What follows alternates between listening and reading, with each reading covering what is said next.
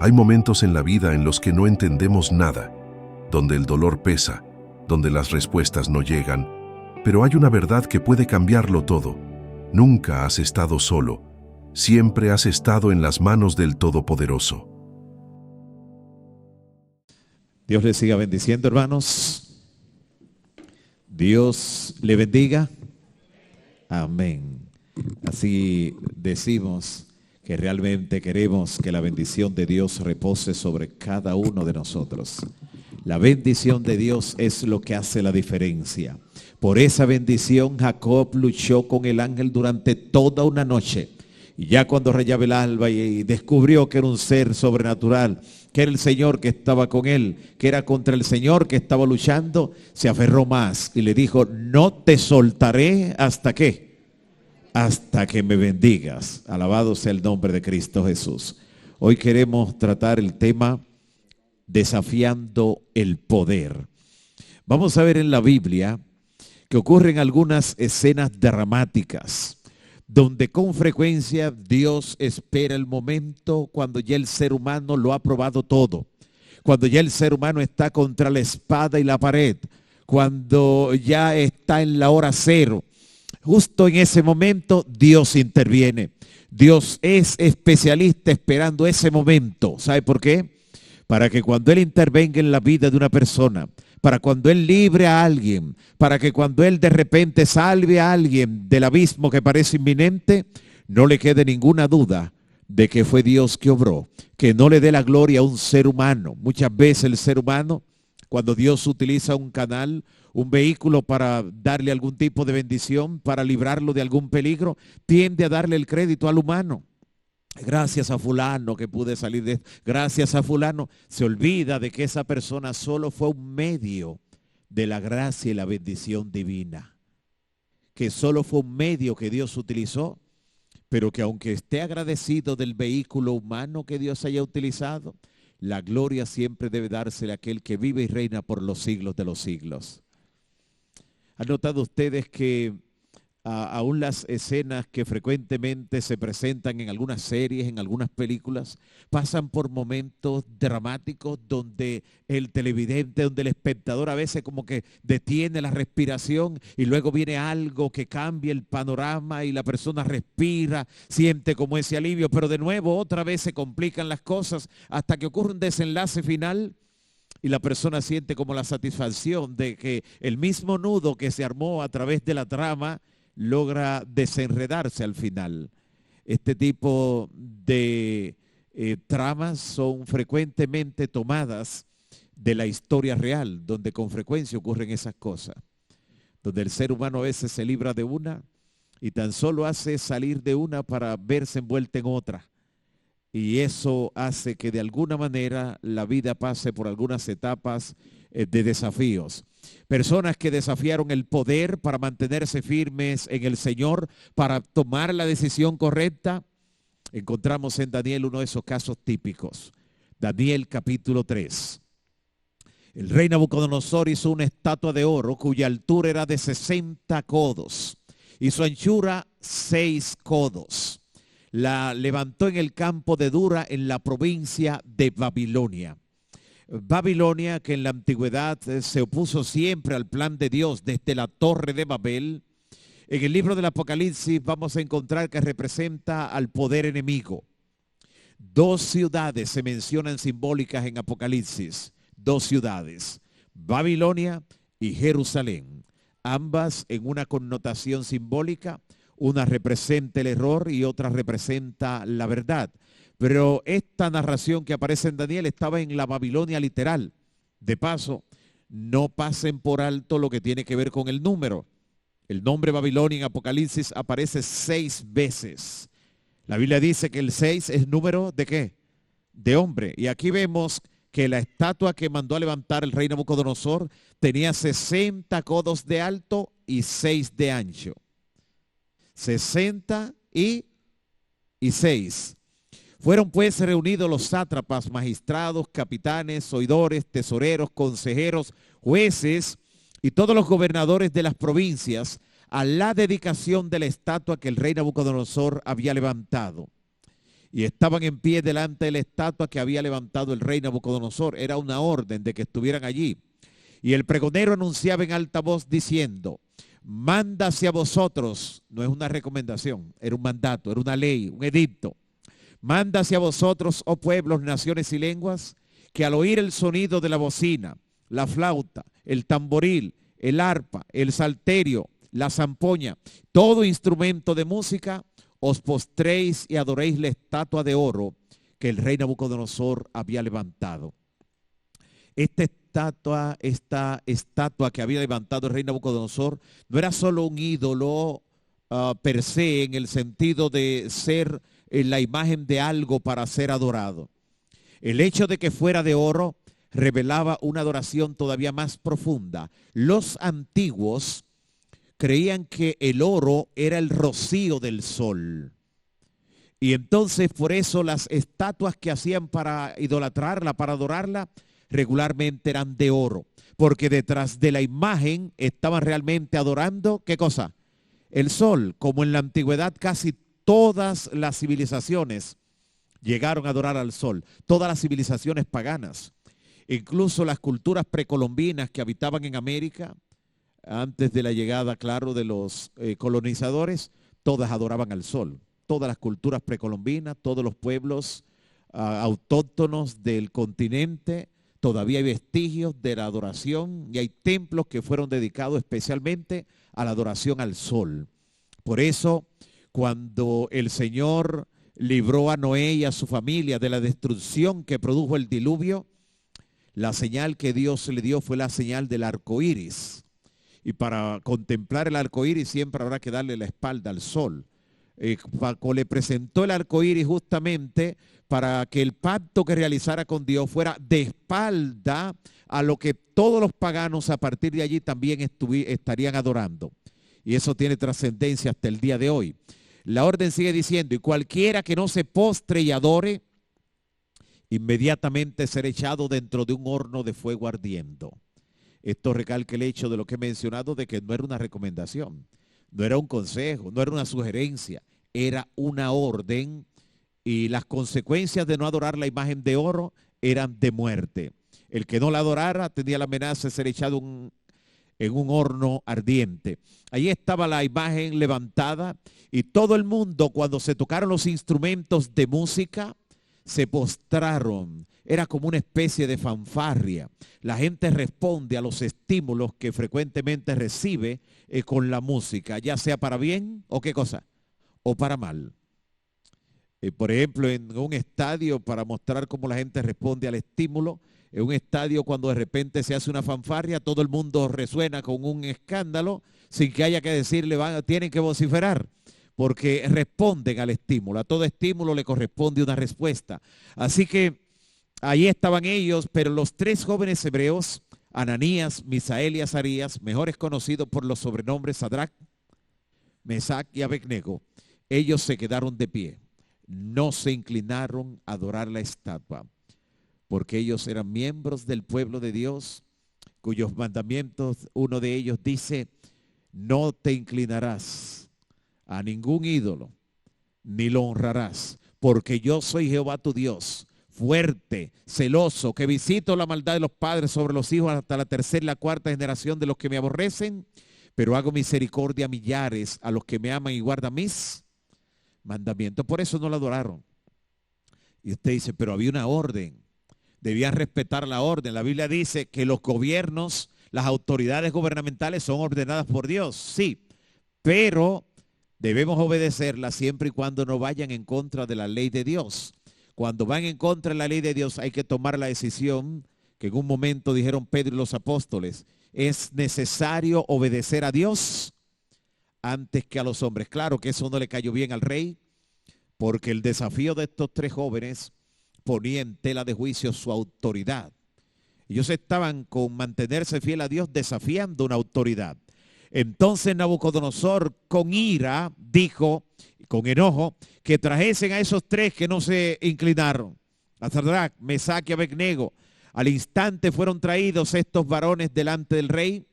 ¿Se imagina usted cómo estaba el corazón de esos jóvenes cuando fueron llamados por orden del rey, sabiendo que pesaba sobre ellos una amenaza de muerte. Así fueron llevados inmediatamente o traídos delante del rey. Y habló el rey Nabucodonosor diciéndole, antes de darle chance de que hablara, es verdad, Sadrach, Mesach y Abednego, que vosotros no honráis a mi Dios, ni adoráis la estatua de oro que he levantado. O sea, que ustedes no me respetan a mí. A mí Dios, la estatua que yo levanté, eso es cierto. Yo no lo creo de ustedes eso. Era como diciéndole de esa manera. No creo que ustedes sean capaces de hacer eso. Ahora pues, les dijo, estén listos o dispuestos para que al oír el sonido de la bocina y todos los instrumentos de música, os postréis y adoréis la estatua que yo he hecho. Porque si no la adoráis, en la misma hora seréis echado en medio de un horno de fuego ardiendo. ¿Y qué Dios será aquel que os libre de mis manos? Tal vez ese fue el error más grande del rey Nabucodonosor. ¿Desafiar a quién? Desafiar a Dios. Tal vez por ignorancia él podía adorar a su ídolo, estar tranquilo, él adorando a su ídolo. Pero al confrontar a los hijos e hijas de Dios, estaba pisando un terreno peligroso. Porque el que toca a uno de los hijos de Dios está tocando a la niña de sus ojos. Esos son momentos donde en el conflicto entre el bien y el mal, Dios no queda pasivo. Hay momentos cuando Dios no queda pasivo. Cuando alguien se atribuye la gloria que le pertenece solo a Dios, él no queda pasivo. El rey Nabucodonosor la tomó esa gloria y Dios lo convirtió durante 7 años ¿en qué? Hoy dirían en un terian, ¿verdad? Sí, durante 7 años.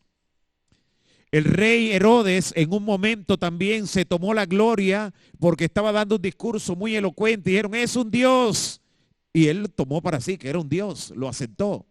Inmediatamente del cielo fue enviado un ángel en el instante que lo tocó. Y dice la palabra que murió devorado de gusanos.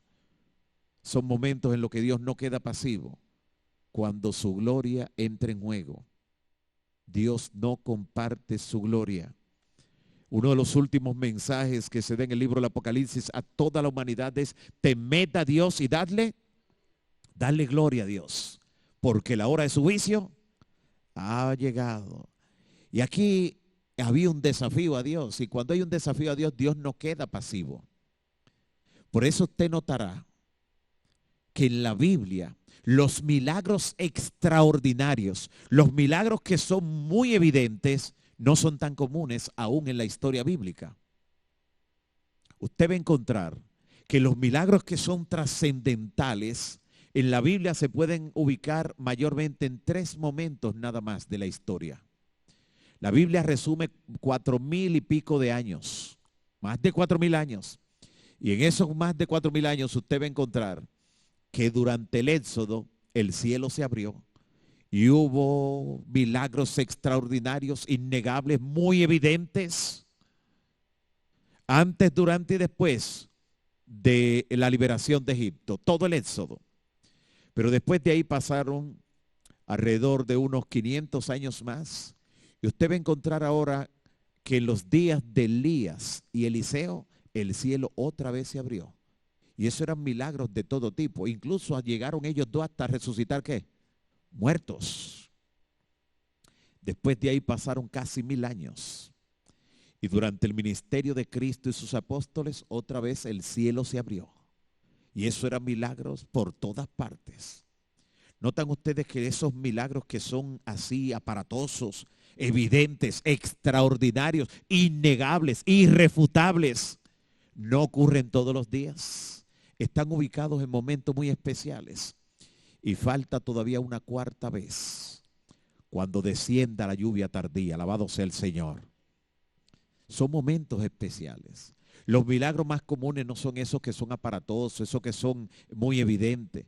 Los milagros más comunes en la Biblia son aquellos donde Dios queda detrás del telón. Dios queda detrás del telón. Y el que quiere tener fe y creer que es Dios, lo va a ver la mano de Dios obrando, bendito sea su nombre. Pero el que quiera dudar, Dios lo deja que dude también. Dios le da la puerta abierta para que dude. Dios no se presenta forzando su presencia, obligando a que se crea en Él. Dios ha dado tal libertad a sus criaturas que crea este mundo y deja que en el mundo los hombres puedan hasta dar una explicación del mundo sin Dios. Por eso existe la teoría de la evolución, que puedan explicarlo sacando a Dios del escenario. Hasta eso, en la libertad que tiene el ser humano. Los milagros más comunes son aquellos donde Dios se queda tras el telón, donde no es tan evidente que la mano de Dios estuvo allí, donde Dios ordena de una manera providencial los eventos para que todo ocurra conforme a su plan, como en la vida de José. Y yo le pregunto, ¿cuál es el milagro grande que usted ve en la vida de José? No lo va a poder ubicar, pero la vida de José entera fue un milagro. Y cada evento que ocurrió, en el momento que ocurrió, fue ordenado por la providencia divina. Gloria al Señor por eso. Esos milagros ocurren todos los días. Y que la gente a veces se lo atribuye a la coincidencia, la casualidad. Mira qué casualidad. Mira, tuve suerte. La gente se lo atribuye también a la suerte. Eso es tan común que en la Biblia hay un libro donde hay uno de los milagros más grandes de ese tipo y ni siquiera se menciona el nombre de Dios en ese libro. ¿En qué libro es? El libro de Esther. Es un milagro lo que Dios hace con Mardoqueo, Esther y el malvado Amán. Es un milagro lo que hace libertando al pueblo, que el día que pensaban que iba a ser un día de destrucción fue el día de la liberación del pueblo de Dios. Pero ni el nombre, porque a Dios no le interesa ser famoso, ¿sabe? A Dios no le interesan los likes, no. A Dios no. Jesús hacía un milagro, ¿y qué le decía al que sanaba? No se lo diga, porque a Jesús no le interesa la publicidad. A Él no le interesa la publicidad. Él queda tras bambalina. Pero cada día ocurren verdaderos milagros para el que quiere darle la gloria al que la merece. Y en este momento es uno de esos momentos donde Dios interviene de manera visible para que no quede duda de que fue Él, porque lo que se puso en duda, lo que se desafió fue a Él. En el Monte Carmelo a quien se desafió fue a Dios. Estaba en juego que la gente entendiera cuál era el verdadero Dios. Y de paso, cuando descendió fuego ante la oración de Elías, el pueblo bajó de la montaña diciendo, Jehová es Dios.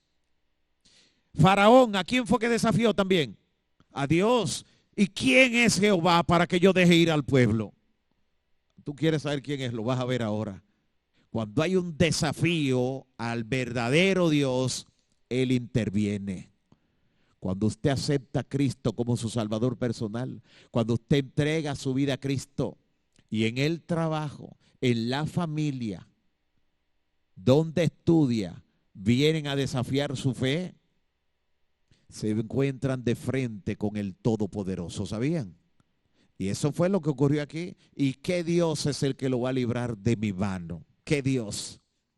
Sadraca, Mesac y Abednego respondieron al rey Nabucodonosor diciendo, no es necesario que te respondamos. O sea, nosotros no tenemos que pensarlo. Hay gente que le dice, piénsalo durante unos días. No, yo no tengo que pensarlo, mi decisión es por el Señor. Amén. Ellos le dijeron, no tenemos que pensarlo. No tenemos que responderte sobre este asunto. He aquí, atención, nuestro Dios a quien servimos puede, ¿qué puede? Puede librarnos, Él tiene el poder. ¿Cuánto creen que Dios tiene el poder? Ese problema que tú tienes, esa situación que te desafía, esa condición de salud que te da temor pensar en ello, eso que se presenta como una pared para tratar de impedirte que te entregues al Señor durante esta semana. El Dios al que servimos puede librarte.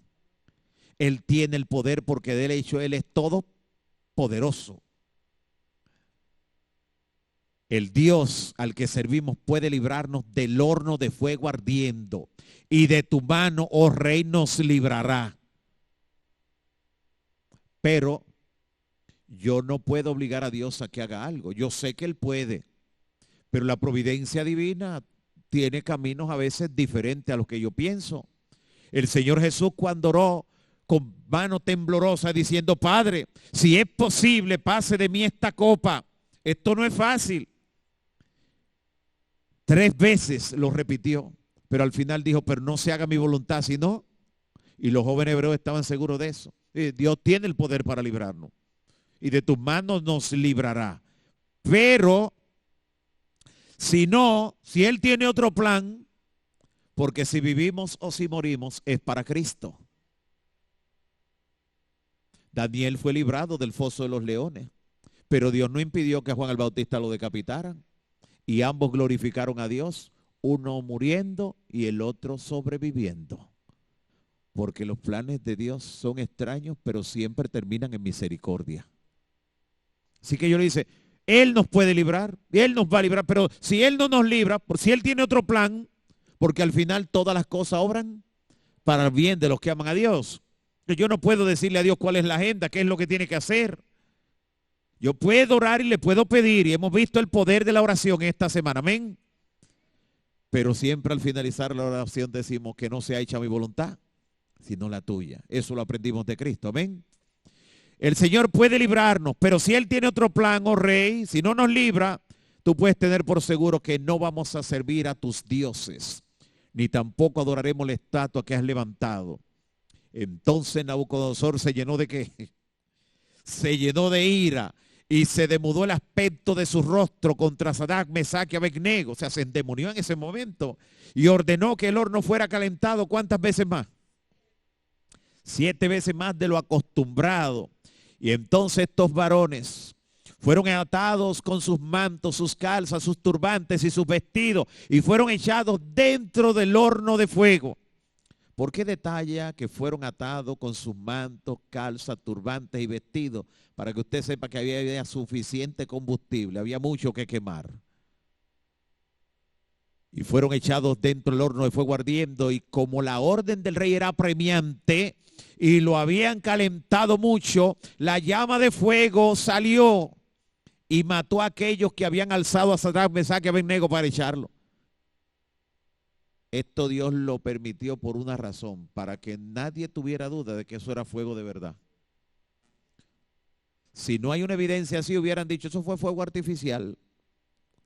Pero la evidencia de que era fuego de verdad es que a estos hombres que estaban afuera, a lo que lo echaron a ellos, que mínimo eran 3, porque cada uno tenía que echar a uno, que tal vez para levantarlo eran de 2 por 1.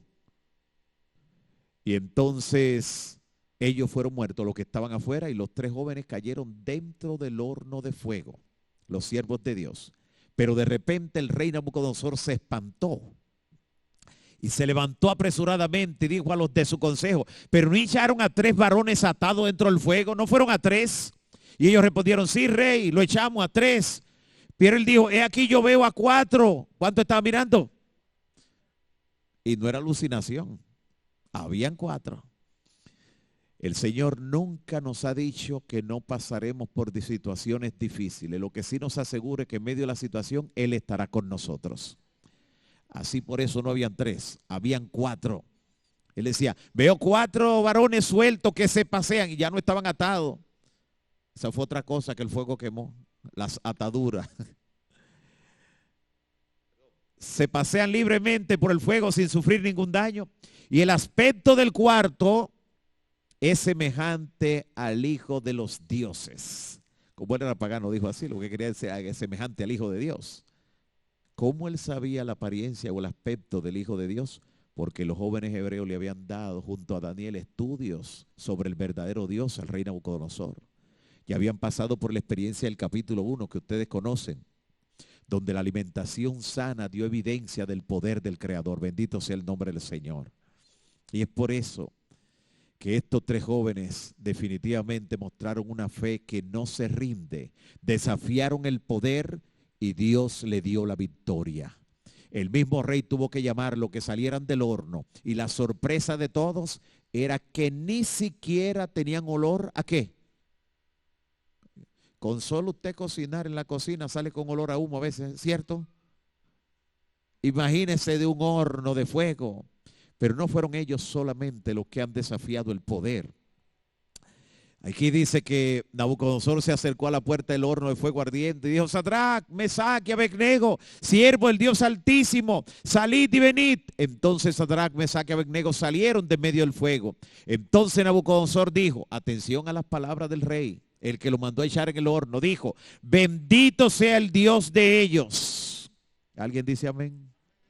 Bendito sea el Dios de ellos, de Sadrac, Mesac y Abednego, que envió su ángel y libró a sus siervos que confiaron en él y que no cumplieron el edicto del rey. Pero él mismo que está hablando. Él se dio cuenta de que es menester obedecer a Dios. ¿Qué cosa? Antes que a los hombres. La historia de Nabucodonosor es interesantísima. El rey Nabucodonosor finalmente entrega su corazón a Dios. El rey Nabucodonosor se salva. Es una de las personas que cuando venga Cristo lo vamos a encontrar en la calle de oro. ¿Sabía usted? Un rey que se atrevió a hacer eso. La gracia de Dios no tiene límites. Pero también nosotros encontramos que hubo un desafío en los días de la reina Esther, que ya mencionamos hace un ratito en manera somera. El libro de Esther inicia con una mujer desafiando el poder. ¿Cómo se llama esa mujer? Vasti. Pero a Vasti no le salió bien desafiar el poder, ¿verdad que no? No le salió bien porque ella no estaba en las manos de Dios. No es lo mismo desafiar al Señor, desafiar el poder estando en las manos de Dios que sin estar en las manos de Dios. Porque si Dios es con nosotros, ¿qué cosa? ¿Quién contra nosotros? Vasti desafió la autoridad, pero no estaba en las manos de Dios, como hemos visto. Pero en el libro de Esther, que ya hemos referido, donde ocurre un milagro, de esos milagros que no son tan evidentes, que hay que tener fe para verlo, pero fue un milagro enorme. Esther actuó con una prudencia increíble porque su tío o primo Mardoqueo le dijo que mantuviera su identidad, su nacionalidad oculta, a menos que se le interpelara. Por eso de hecho tenía un nombre persa que era Esther y no decía su nombre judío que era Adasa. Así que actuara con prudencia. Usted sabe, los que van para el cielo se caracterizan porque son prudentes. Jesús dijo: sed pues prudentes como serpientes y sencillos como palomas. De las 10 vírgenes, las 5 que se salvan son vírgenes prudentes. Y Jesús dice que cuando Él venga va a preguntar: ¿dónde está pues el siervo fiel y prudente al cual puso el Señor sobre su casa para que le dé el alimento a tiempo? Bienaventurado aquel siervo que cuando su Señor venga le encuentre haciendo así. Ahora, cuando el pueblo de Dios en los días de Esther estuvo en peligro de muerte, ella allí dejó ya de mantener su identidad, se atrevió a proceder y desafiar la autoridad, porque había una orden que nadie podía presentarse delante del rey, ni la reina, a menos que el rey le enviara a buscar. El que entraba al palacio del rey sin ser enviado a buscar por el rey era muerto. Esa era la ley. Así que Esther lo arriesgó todo por ir a defender el pueblo de Dios. Ella le dijo a Mardoqueo: ve y reúne a todos los judíos que se hallan en Susa, capital del reino, y ayunad por mí, y no comáis ni bebáis en 3 días, un ayuno largo, noche y día. Yo también con mis doncellas ayunaré igualmente, y entonces entraré a ver al rey, aunque no sea conforme a la ley, y si perezco, que perezca.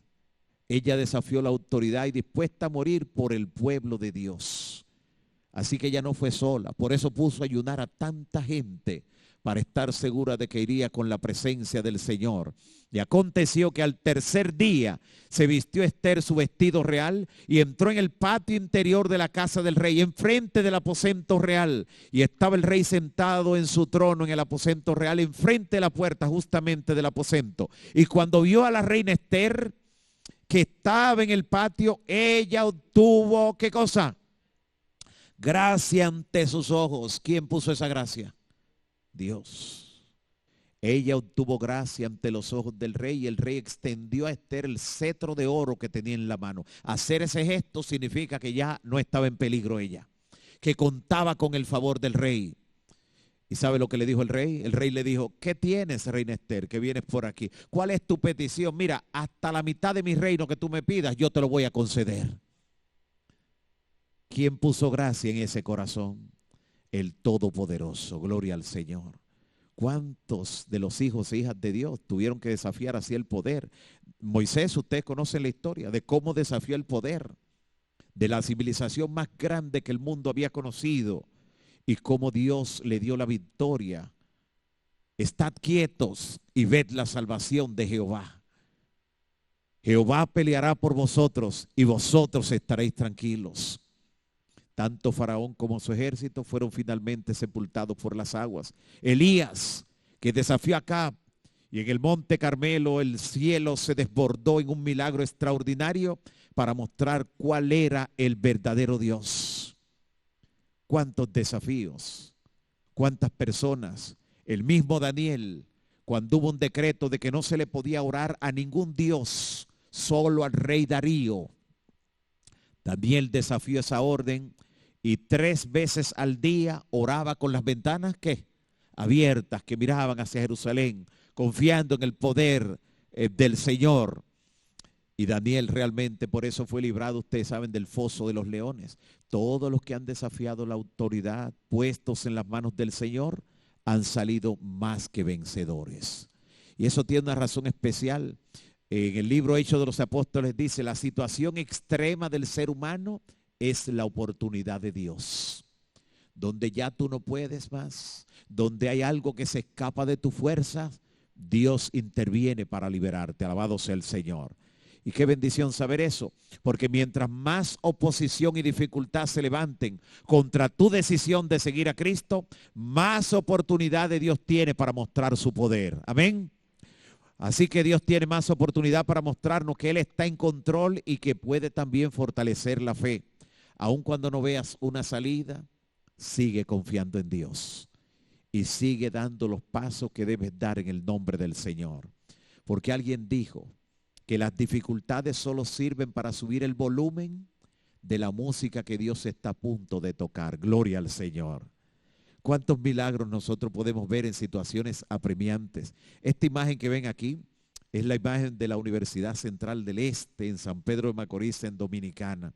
En esa universidad yo estudié, en esa universidad estudió también mi esposa y hay un breve testimonio que quiero compartir con ustedes. En esa universidad, no es una universidad cristiana, en esa universidad, en el primer semestre, mi esposa, cuando llegaron los exámenes parciales, una maestra que conocía muy bien la iglesia, ella conocía la iglesia, incluso tenía uno de sus hijos en el colegio adventista, y cuando ella ve que es la maestra, dice, bueno, por lo menos es alguien que conoce a los adventistas, porque había un día que tocaba los sábados, y entonces pues ella no iba los sábados, mi esposa, pero sí, como siempre reportaba su clase el día que correspondía, pero no asistía los sábados.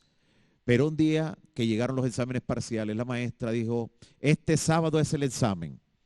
Y entonces mi esposa, que estaba sentada adelante, le dice, maestra, mire, pero yo no puedo venir el sábado para que usted me dé el examen en la semana, el otro día que toca la clase, porque no puedo venir el sábado, porque usted sabe que yo soy adventista. Ella se lo dijo así, cerca de ella, del escritorio, solo para ella, pero la maestra hizo un escándalo. Y dijo, eso es lo que no me gusta de ciertos cristianos que creen que son más santos que todo el mundo. ¿Qué radicalismo es ese? ¿Usted viene a coger el examen el sábado o usted se quema en la materia? Y como ella le habló delante de todos, mi esposa, que le había hablado bajito, pues también se envalentonó. Y le dijo, bueno, usted va a dar el examen el sábado si el Dios que la tiene a usted con vida permite que usted venga aquí a darle el examen el sábado. Porque ese Dios fue el que me dijo a mí que debo reposar el sábado, que es su día de reposo. Sí, bastante. Y entonces ella no fue, se encontró eso malo de la maestra, de que no la sabe conociendo, porque si hay alguien que no conoce de la iglesia y todo eso, pero eso ocurre, cualquiera puede ser usado por el enemigo. Pero cuando ella regresó a la clase el lunes siguiente, los estudiantes la rodearon a mi esposa y le dicen, hermana, pero usted es una hechicera o qué, usted es bruja, usted, ¿qué poder es el que usted tiene? Y ella no sabía lo que había pasado y le dije, pero ¿y qué pasó? Le dice, la maestra no pudo venir el sábado a dar el examen, mandó un mensaje de que se había enfermado, que el examen lo va a dar otro día. Y cuando ella regresó a clase, el otro día que tocaba de clase, que era en la semana, ya no le armó un escándalo, usted sabía. Porque cuando se desafía al Dios Todopoderoso, la gente ve el poder de Dios manifestado, lo ve el poder de Dios. Y finalizo, porque ya le dije que estudié ahí también. Yo entré a estudiar allí con beca en esa universidad. O sea, no tenía que pagar un centavo. Estudiaba una carrera de ingenierías, que fue mi primera carrera en la universidad. Y cuando yo estaba a mitad de carrera, fue que yo conocí el Evangelio de Cristo. A mitad de carrera fui bautizado en el nombre del Padre, del Hijo y del Espíritu Santo. Al ser bautizado, una de las verdades que conocí fue la verdad del sábado. Así que la mitad de las asignaturas que yo recibía eran en sábado. Si no iba a los exámenes, si reprobaba una asignatura, me quitaban la beca. Pagaba o perdía la carrera. Y ya estaba a mitad de carrera. Pero ya yo había aprendido que era menester obedecer a Dios antes que a los hombres. Así que llegó el primer examen en sábado. Y yo, como era del lugar, no fui. Eso estaba en las manos del Señor. Hablé con el maestro a ver si me lo podía dar otro día. No me lo quiso dar otro día. Y al final del semestre, la materia apareció aprobada para gloria del Señor. Y bueno, Dios hizo el milagro. Pero usted sabe que batalla no es batalla si no vienen las pruebas. Así que vino un semestre donde un maestro no me permitió tomar el examen otro día. No ocurrió el mismo milagro de que la materia apareció pasada, sino que la materia me la quemaron. Y yo fui a la reunión que siempre hacían al final de semestre con los que estaban becados. Allí hacían la lista de todos los que salían de la beca porque habían dejado alguna asignatura. Y yo me quedé esperando mi nombre y nunca lo leyeron, ni mi matrícula. Y yo dije, pero qué extraño. Pero yo no me atreví a hablar. Yo no dije, mire, mi nombre no está ahí. No. Yo dije, si Dios está haciendo un milagro, recuerden lo que yo le dije, los cristianos que se van a salvar son ¿qué? Sí, así que yo, pero yo sí, cuando terminaron la reunión, yo fui por detrás de la mesa directiva y así como quien no quiere, miraba en la página a ver si veía mi nombre o algo. Pero duré con el susto el semestre entero, hasta que terminó el semestre, pensando que mi nombre no iba a aparecer en el listado oficial, pero finalmente apareció. Y seguí cursando mi carrera de ingeniería. Llegó un momento que por el sábado, por serle fiel a Dios, no me quemaron una, me quemaron dos. Y yo dije, bueno, con una yo me libré. Además, todos los días no son días de fiesta, como decimos nosotros, así que... Y fui a la reunión a esperar mi veredicto y yo vi desfilar a personas que dejaron una asignatura, lo sacaron, y yo que dejé dos asignaturas, nunca dijeron mi nombre como los que salían de la beca. Y Dios me permitió terminar esa carrera. Y como Pedro le dijo, Señor, nosotros que lo hemos arriesgado todo para servirte, ¿qué tendremos a cambio? Y el Señor le dijo, en esta vida, no en el cielo, escuche bien, ¿dónde? En esta vida tendrán 100 veces más. Y al final, la vida eterna en Cristo Jesús. Por la gracia de Dios, Dios no me permitió terminar esa sola, me permitió terminar más de 4 carreras para gloria del Señor. Porque sabe que con Dios no se pierde, con Dios se gana. Por eso la palabra de Dios dice, en Hechos 5:29, Pedro y los apóstoles respondieron, es necesario obedecer a Dios, ¿qué cosa? Antes que a los hombres. ¿Cuánto creen que debemos obedecer a Dios antes que a los hombres?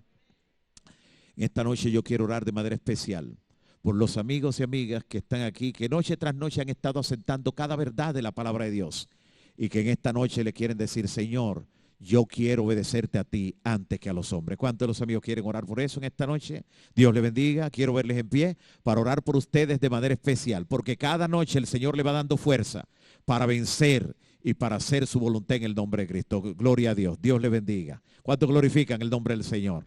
Gloria a Dios. Gloria a Dios. Quédese allí de pie. Vamos a orar por cada uno de ustedes. Y hay alguien más. Dios te bendiga también. Gloria al Señor. Gloria a Dios también por usted, mi hermano. Gloria a Dios. Gloria a Dios también por ustedes, jóvenes. Gloria al Señor. Gloria a Dios por cada persona que responde a su llamado. Gloria a Dios. Dios te bendiga, mi hermano. Dios le bendiga, mi hermano. Dios le bendiga. Gloria a Cristo. Gloria a Dios. Jesús dijo, desde los días de Juan el Bautista hasta ahora, al reino de los cielos se le hace fuerza. Y solo los valientes lo arrebatan. ¿Quiénes lo arrebatan? Los valientes. Por eso siempre hay un paso que debemos dar. Por eso hasta que el pueblo de Israel no entró el pie en el agua, el mar no se Y comenzaron a clamar y el Señor dijo, ¿por qué claman a mí? Dile al pueblo que marchen. Desde que usted da un paso en el nombre del Señor, el mar de las dificultades se abre en el nombre de Cristo. Así que para orar, venga aquí delante, vamos a orar más de cerca, como lo hicimos anoche también, venga aquí. Vamos a orar cerca del altar, porque el reino de los cielos se le hace fuerza y solo los valientes lo arrebatan. Vamos a orar aquí de cerca. Con valor, venga en el nombre de Cristo Jesús. Si alguien no quiere venir solo, sola, pídale a la persona que está a su lado que venga acompañándole para que juntos oremos en el nombre del Señor. Dios te bendiga, mi hermano. Gloria a Dios. Dios te bendiga. Vamos a orar por cada persona que se está acercando. Acérquese suficiente al altar, los que están en el pasillo, para dar paso a los que vienen más atrás. Voy a pedir, ya algunos de los amigos tienen algún hermano o hermana que está a su lado para orar por él o por ella. Quiero pedir que si alguno de los hermanos y hermanas ya miembros de la iglesia bautizado, ve a alguno de los amigos que está solo o sola, venga para que ore por esa persona. Yo voy a orar por todos, pero usted en silencio va a orar por esa persona de manera especial. Que nadie quede solo o sola. Los que están en el pasillo pasen para acá, para este lado, para que los que estén detrás puedan acercarse. Sí, por aquí, mi hermana. Sigan por aquí para que los que están en el pasillo puedan acercarse lo suficiente al altar en el nombre del Señor. Gloria a Dios. Gloria a Dios. Cada persona que tenga a alguien a su lado, algún miembro de iglesia. Si usted ve un amigo o varios amigos, una familia que está solo o sola, venga para que interceda en oración por esa persona, esté a su lado. Si no sabe su nombre, lo pregunta para que ore de manera específica por esa persona. Yo le repito, voy a orar por todos, pero usted va a orar por esa persona en silencio, en línea directa con Dios. Y su Padre que ve en secreto, dice la Biblia, le recompensará en público. Gloria a Dios por eso. Así que usted va a orar de manera directa al Señor, pidiendo al Señor que le dé la victoria a esa persona. Que cualquier situación que esa persona esté enfrentando, ya sea de salud, ya sea económica, ya sea de familia, ya sea emocional, ya sea de corte, de la situación que sea, que Dios pueda hacer milagro en la vida de esa persona, conforme a la fe que esa persona tiene, acercándose al Señor en este llamado. Y si la persona tiene alguna atadura que le ha estado impidiendo nacer de agua y de espíritu mediante el bautismo, que el Señor pueda romper esas cadenas y esa atadura. Que sea alguna mala influencia que le ha retenido, que sea reprendida por la sangre de Cristo Jesús. Así que vamos a orar en este momento. Padre Santo que estás en los cielos, bendito y alabado sea tu nombre hoy y por los siglos de los siglos. Señor, en esta hora te damos gracias, porque tú estás escuchando cada oración que desde cada corazón te esté elevando cada uno de tus hijos, cada una de tus hijas, en favor de cada uno de aquellos y aquellas que se acercan a ti, Señor, porque quieren también tener el derecho de ser llamados hijos e hijas de Dios. Son tus criaturas, Señor. Rodéales con tus brazos eternos. Reprende al enemigo de su lado. Aleja toda mala influencia. Y, Señor, dale la fuerza para completar los pasos y esta misma semana inscribir su nombre en el libro de la vida, para que puedan nacer de agua y de espíritu y así no solo lavar sus pecados, sino ser liberado, recibir sanidad, perdón, salvación y vida eterna. Tú conoces, Señor, el desafío que cada uno de ellos enfrenta, pero tú conoces mayor el poder que tienes para darle la victoria. En esta hora, bendice a cada uno de ellos y ellas. Llénales de seguridad, de fe y de entrega mediante el Espíritu Santo. Dale, Señor, en esta hora la paz de saber que sus pecados son perdonados por Cristo Jesús. Y dale también la seguridad de que a través de ellos y ellas la salvación llega a su casa. Confirma estas decisiones, Señor, y dale firmeza y perseverancia en el nombre de Jesús. En el nombre de Jesús. En el nombre de Cristo Jesús. Amén. Amén. Mira y vive en Jesús.